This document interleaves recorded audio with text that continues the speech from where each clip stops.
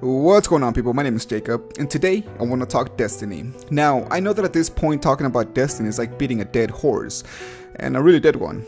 But it doesn't mean that we can't get back at it and inform people what the hell's been going on with this game ever since its release. And I've been wanting to make this video for a while, but I've been getting distracted and stuff with other things, but that's fucking irrelevant. But today, I want to discuss a problem, and with this commentary, I want to point out an issue that was in the game from the beginning, and something that a lot of people have noticed and questioned, and that goes for me as well. Now, by now, you all know that Sparrow racing is in the game, which also confirms one thing, that the cut content was fucking real. If you recall, in the beginning of the game's life cycle, there were so many questionable design choices, like for example in the tower, which had a whole section solely dedicated to the Sparrows and your ship, which a lot of people consider to be a waste of time. Simply because of the fact that having a more faster Sparrow with better handling was just so ineffective. It served no good useful purpose, other than getting to the beginning of the raid faster, or like in the beginning when you couldn't buy Spirit Blooms and all that shit, and you had to go out to the hilarious quote-unquote open world. And then, only then, was it actually a bit more beneficial to have a faster Sparrow, as well as your ship, which served no purpose. It was only there to show other people what fucking ship design you liked the most. And not only that, but it only served as a loading screen. You couldn't use it against your enemies or call it in for support as an AI, so it can rain down missiles or shoot its guns, which in my opinion could have been so fucking badass. Or have it do drop-offs or pick something up. Nothing. It was just there for the shits and the giggles. But again, Sparrow Racing has confirmed that all this had a purpose, and it was just like they were making it up as they went along, which was extremely incompetent of them, and a slap to the fucking face to a bunch of fans. Not only that, but they made a huge amounts of money by basically selling you the shit that you were supposed to get from the beginning. They took that money as bonus checks and whatnot, and you, the customer, got shortchanged. And that includes me, that includes anybody that bought the base game. Because if you bought the base game, you know that this shit was not worth the $60. At most, it was worth like $30 for the ridiculous amount of content that they offered, you know. For their initial offering, this was fucking pathetic. Now, there have been other interviews and leaked info with a bunch of employees where they anonymously come out and say that the cut content was planned. And it was real. But there will be more on that later on. Today, I just want to point out, especially to the hardcore fans of Destiny, about why so much people are complaining and trying their hardest to point out all the bullshit that's happening in these games. This game was meant to be a cash cow from the beginning, and it's sad to see people, so excited about Sparrow Racing. They don't realize that they got conned into buying or, rebuying all the content all over again, I should say. Because somehow they want to reassure their purchase by squeezing whatever life remains of this game. And on that note, I actually have a couple of friends on, my Xbox Live, account where they get so fucking excited about Sparrow Racing and fucking Destiny, and they defend it to the fucking death. And I've gotten into, vicious arguments with them where I say, the issue was planned, it was, the cut content was real. How can you actually defend this fucking game where even the developers themselves have come out and said, you know what, it's real, guys, the cut content was real. But no, they actually defend this shit somehow. And, again, they're trying to, reassure their purchase. This was planned, and I fear that they will continue to sell more bullshit DLC for their 10-year plan, which they claim will have more replayability and that it will make the game fresh again. But I disagree with that. The 10-year plan will basically consist of Bungie and Activision slowly adding all the content that was supposed to be in the base game, basically filling up all the holes and, all the question marks and questionable design choices. All those things will be able to be experienced if you're willing to dish out the dough. Basically telling you, the customer, hey, you want to experience a full game? Well, give us a little bit more, a little bit more money, and you'll be able to. The proof was there. As soon as Sparrow Racing was announced and only playable through DLC, there was a huge section of the tower dedicated to Sparrows and your ship, aka your loading screen. There was an empty hole that was filled up with bullshit DLC, and people actually fell for it. So next time another DLC drops by, ask yourself, was this supposed to be in the base game? How come this, kind of makes sense right now, but not when the game came out?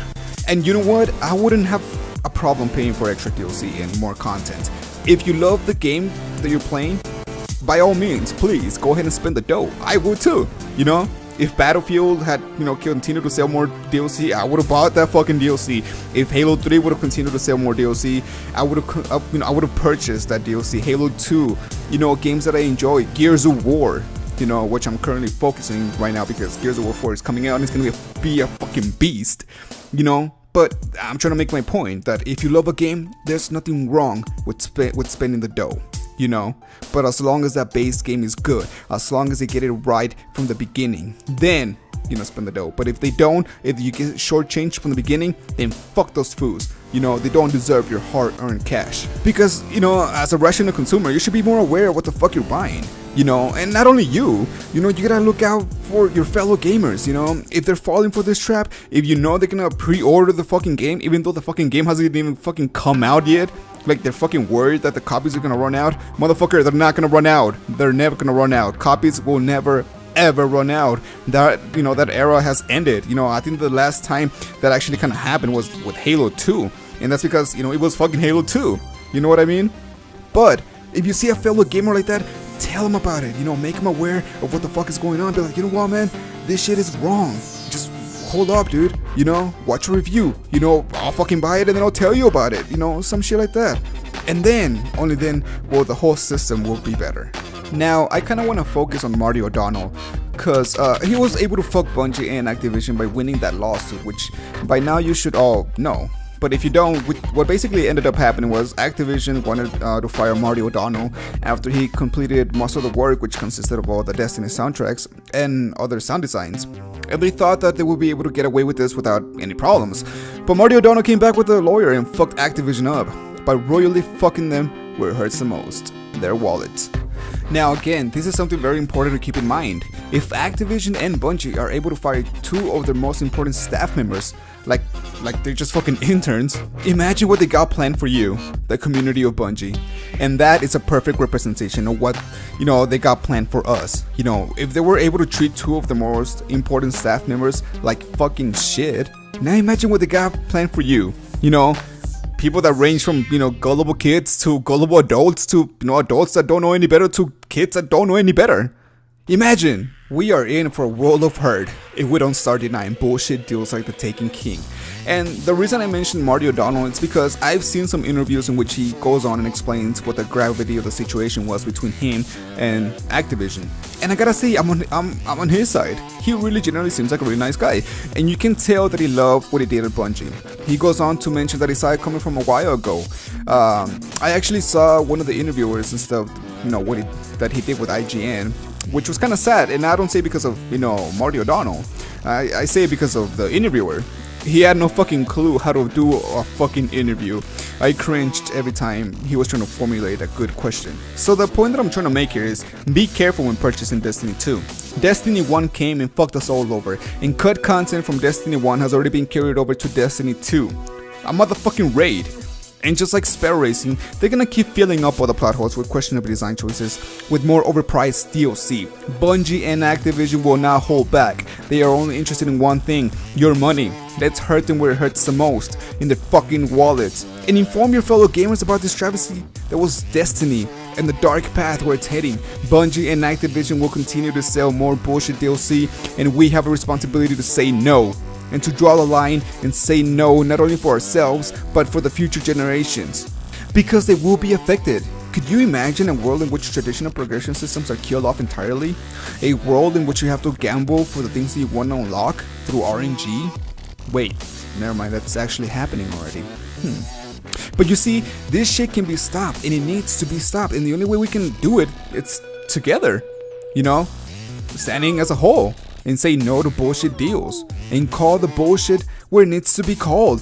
That includes the people, because some of these people are pretty fucked up too, and they're supporting these systems.